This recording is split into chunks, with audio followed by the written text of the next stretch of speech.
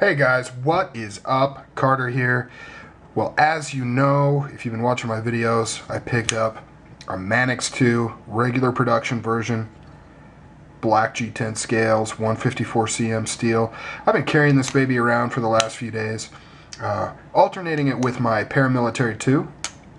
And I gotta say, I've really kind of regained some, not only love for Spyderco, but love for this blade in particular. This is just it's a beauty. It's one of those knives that made a buzz when it first came out, and then kind of lost. I mean, it didn't lose favor. People still like it, but it just didn't. I don't know. It seemed like it disappeared. People weren't really talking about it anymore. When I was playing around with, as I mentioned before, I was playing around with some of my sprints. I've got a couple sprints of the Manix 2, and I really liked it, and thought it would be a good idea to pick up another just regular production version. So I did, and this baby is awesome. I would definitely recommend picking one up. You've got this wonderful hollow grind right here, great slicer, very fine point. You can get some really nice detail work done with that, but really thick stock right here. Very ergonomic, man. This is very ergonomic. One of the more comfortable knives that I own. I would say it's right up there with Emerson. It just fits your hand really, really well. You've got this choil up here so you can choke up, but it also acts as a safety choil. I really like that feature. If this lock were to ever fail on you, there's a good chance that you would come out right as rain. You've got plenty of room there that you won't get cut. You'd have to be like clear down here in order to get cut if that were to fail and close on your fingers. But more importantly is this locking mechanism. Very, very nice. I love this locking mechanism. I wish it was used more. But it's basically got a ball bearing. For those that don't know, it's got a ball bearing inside this plastic housing here. As you can see, it can be grabbed from both sides. It's basically completely ambidextrous as far as closing goes. And the pocket clip is reversible as well. So for those lefties out there, you can use this knife just as well as us righties can. There's no issues there at all. It closes just the exact same way, opens the exact same way. It's pretty much an identical copy on both sides. But this locking mechanism, it has a very robust spring. It's one of the reasons why I really like it. If you just listen to that sound when you open it, just that kind of, it's not like a clang, it's like a dull thump. It just really gives you confidence that that thing is locked up. I also like the sound of it closing for some reason. Just that ball bearing in there is just really cool. So basically what it does is it's quite similar to the compression lock and the axis lock in where it actually engages. See, it actually engages right here on the front of the tang, as opposed to a liner lock or frame lock, which engages this way. This engages vertically. So when you put pressure on this blade this way, pivoting here, pressure's coming back, and it's hitting this ball bearing, which is now firmly in place.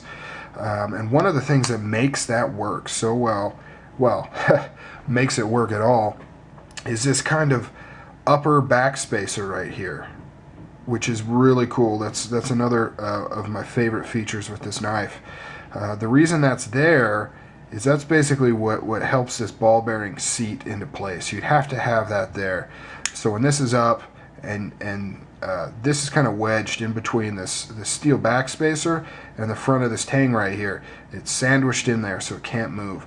And this thing has zero blade play. A lot of frame locks and liner locks, if you really push on it this way, you'll get a little slippage. It happens. It's kind of par for the course, Not always, but generally you'll get a little slippage, especially if you get a little oil or something on there. But this thing, not at all. I mean, it feels like a fixed blade. And another reason why it feels like a fixed blade, sorry I'm all over the place, guys, is because side-to-side blade play, there's a couple ways to get it. One way is when the pivot is kind of loose and you're actually getting the blade actually moving, clicking back and forth kind of. We've all had that. The other way to get side-to-side blade play is flex. And that can be flex in the blade, it can be flex in the handle, or a combination of both. An example of that would be my Paramilitary 2. It's technically solid in terms that it's not moving back and forth, but it has flex. The blade is thin, and the scales are just not super strong, so if you really push on it, you'll get flex. This has no flex.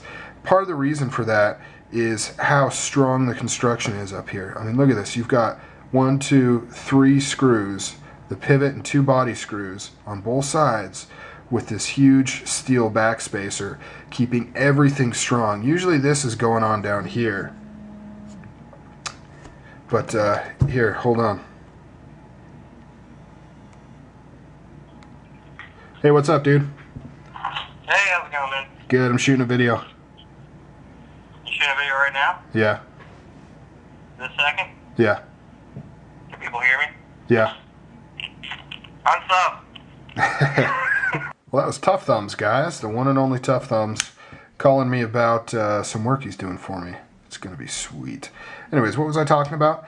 Oh, yeah, this backspacer. So, yeah, it just really makes it stout up here, and that prevents any sort of flex going on in these liners. I mean, everything is just so rock solid. Another thing that I really like about this, and I had actually thought about doing something like this if I ever made knives, which who knows if I ever will, but you know, one of the fundamental, I don't want to say problems, but one of the fundamental keys to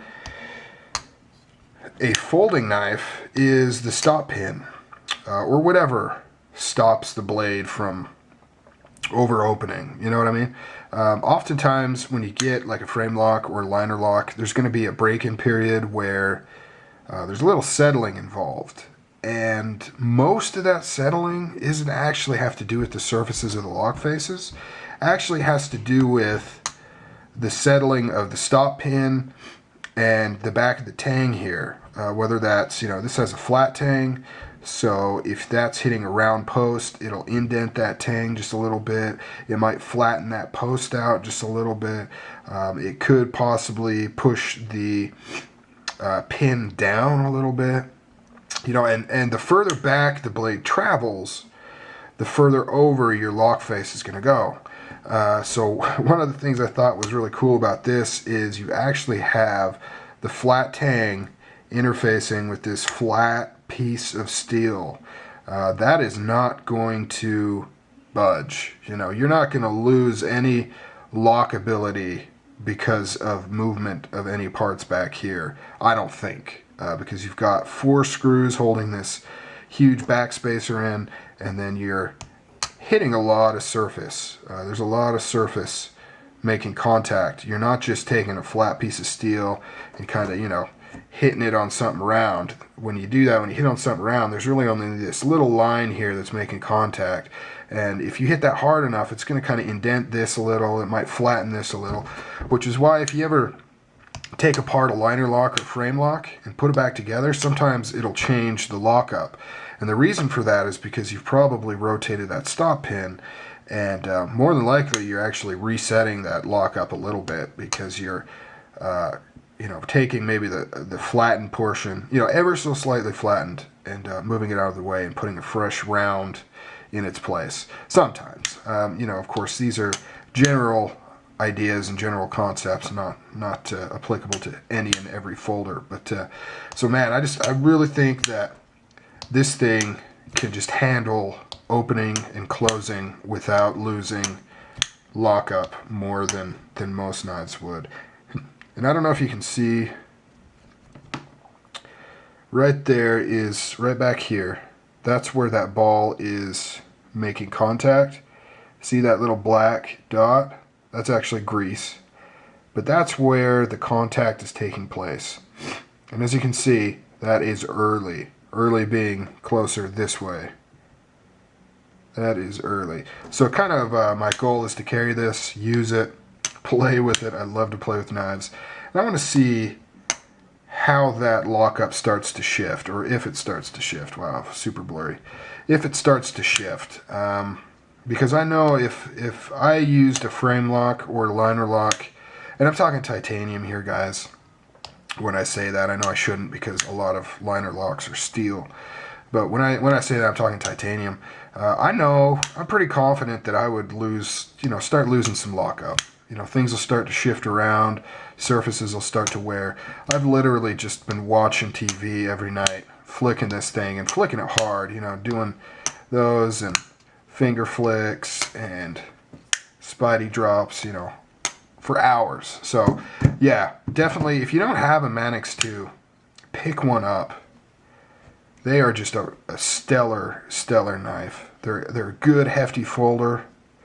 You can get them in full flat ground in the Sprints, or 3/4 ground in the production, black, this color.